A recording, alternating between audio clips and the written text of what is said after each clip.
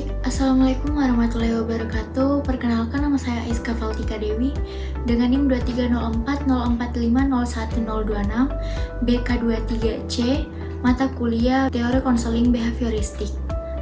Pada video kali ini, saya akan memaparkan hasil analisis kasus untuk memenuhi UTS mata kuliah Teori Konseling Behavioristik. Adapun kasus yang saya angkat di sini adalah tentang seseorang siswa yang bernama M. Naufal Fedayan, usianya 15 tahun, dari kelas 10 MIPA 3. Masalah utama yang dialami konseli di sini adalah kebiasaannya sering mengganggu teman saat proses pembelajaran sedang berlangsung, di mana perilaku tersebut dilakukan secara verbal maupun nonverbal, seperti berbisik saat guru menjelaskan, memanggil nama teman, mencolek, melempar benda kecil, dan menampilkan tulisan atau gambar yang mengalihkan perhatian teman-temannya. Perilaku ini muncul hampir setiap kali guru sedang menjelaskan materi. Meskipun guru tersebut sudah memberikan aturan, perilaku tersebut masih terus-menerus berulang. Jadi melalui pendekatan konseling behavioristik, khususnya dengan menggunakan teknik analisis fungsional ABC atau antecedent, behavior, dan consequence, perilaku tersebut dapat dianalisis secara sistematis. Tujuan intervensi dari analisis kasus ini adalah mengurangi frekuensi perilaku mengganggu saat jam pelajaran. Yang kedua, meningkatkan keterlibatan positif konseli dalam proses pembelajaran. Dan yang terakhir, mengarahkan konseli untuk menggunakan cara yang lebih positif untuk mendapatkan banyak perhatian. Adapun teknik yang digunakan di sini adalah analisis fungsional ABC, yaitu yang pertama, antecedent atau pemicu. Adapun pemicu dari perilaku yang dilakukan siswa tersebut adalah karena metode pembelajaran yang dibawakan guru tersebut terlalu monoton atau membosankan, materi pembelajarannya dirasa sulit sedangkan durasinya itu terlalu panjang. Selain itu juga karena posisi tempat duduk siswa itu kurang diawasi oleh guru.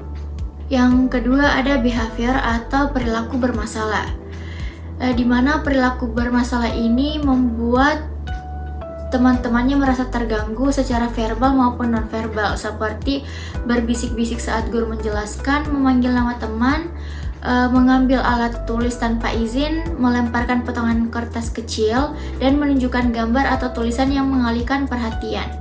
Dan yang terakhir ada consequence atau akibat. Akibatnya, siswa tersebut mendapatkan perhatian dari teman-temannya, seperti tawa atau respon verbal yang memperkuat perilaku tersebut. Perilaku ini juga menyebabkan teman-temannya mengalihkan perhatian dari pembelajaran. Siswa tersebut merasa terhibur dan kebosanannya berkurang, yang kemudian memperkuat kebiasaan tersebut. Meskipun guru memberikan teguran verbal, tapi itu tidak selalu konsisten. Dan di sisi lain, siswa itu merasa dirinya itu pribadi yang lucu atau berani di mata teman-temannya. Jadi sebagai konsekuensi tambahan, kadang siswa dipindahkan tempat duduk, namun efeknya itu hanya bersifat sementara. Adapun strategi intervensi berdasarkan analisis ABC itu, strategi intervensi dibagi menjadi 3 bagian. Yang pertama, modifikasi antecedents, di mana seorang guru ini bisa menerapkan variasi metode pembelajaran yang lebih efektif agar siswa lebih aktif terlibat, memberikan tugas tambahan bagi siswa yang cepat selesai, mengatur posisi duduk strategis, baik itu dekat guru atau di samping siswa yang fokus, dan membuat jadwal dengan variasi aktivitas dalam 1 jam pelajaran. Yang kedua, pengembangan behavior baru.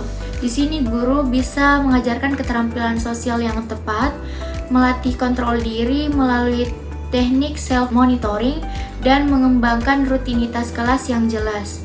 Dan yang ketiga itu modifikasi consequence. Alih-alih menegur, guru bisa menerapkan reinforcement positif untuk perilaku yang diharapkan. Menerapkan konsekuensi yang konsisten untuk perilaku mengganggu, seperti mencatat nama atau bicara secara pribadi. Mengabaikan perilaku mengganggu ringan atau extinction, di mana di sini guru mengabaikan perilaku siswa sehingga siswa tersebut lama-lama berhenti sendiri. Selain itu juga bisa memberikan token ekonomi atau reward system. Terakhir, penyelesaian masalah dengan menggunakan teknik konseling behavioristik. Teknik konseling behavioristik yang saya gunakan itu ada dua. Yang pertama, differential reinforcement of incompatible behavior atau DRI, di mana differential reinforcement of incompatible behavior ini adalah teknik penguatan terhadap perilaku yang bertentangan atau incompatible dengan perilaku bermasalah. Contohnya, perilaku mengganggu akan dikurangi dengan memperkuat perilaku, memperhatikan pelajaran, dan aktif mencatat. Yang kedua itu ada token ekonomi.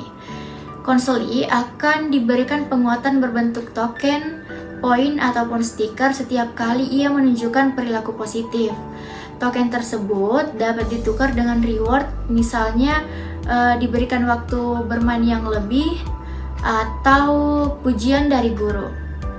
Alasan mengapa teknik konseling behavioristik yang diambil hanya differential reinforcement of incompatible behavior dan token ekonomi dari banyaknya teknik pendekatan konseling behavioristik lainnya, karena teknik konseling DRI ini berfokus pada memperkuat perilaku yang bertentangan dengan perilaku mengganggu, misalnya memperhatikan pelajaran, mencatat, atau aktif bertanya. Sedangkan token ekonomi digunakan untuk memberikan penguatan langsung secara visual dan konkret atas perilaku positif, seperti poin atau stiker yang bisa ditukar dengan reward kecil. Mungkin itu saja pemaparan yang dapat saya sampaikan, lebih dan kurangnya mohon dimaafkan. Semoga video ini dapat bermanfaat. Wassalamualaikum warahmatullahi wabarakatuh.